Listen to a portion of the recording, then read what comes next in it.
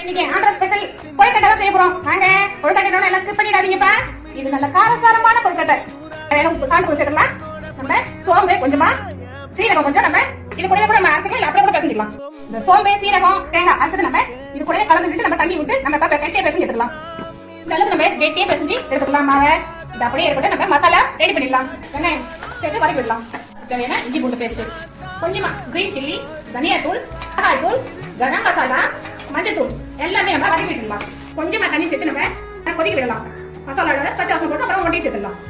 அவ்வளவுதான். கருவேப்பிலை கொஞ்சம், கொத்தமல்லி கொஞ்சம். மாவை நம்ம கையிலே தட்டிட்டு நம்ம இந்த எக் சாப்பிட்டு ஊத்தலாம். ஸ்டீம்ல நம்ம 20 மினிட்ஸ் வேக வச்சு எடுத்துடலாம். மிளகாய் தூள் கொஞ்சமா போட்டு இதை அப்படியே டிப் பண்ணி எடுத்து சாப்பிட்டா காரசாரமா நல்ல ஒரு டிஃபரெண்டான ஆந்திரா ஸ்பெஷல் ரெடி. இந்த பட்டு பிடிச்ச லைக் தட்டு.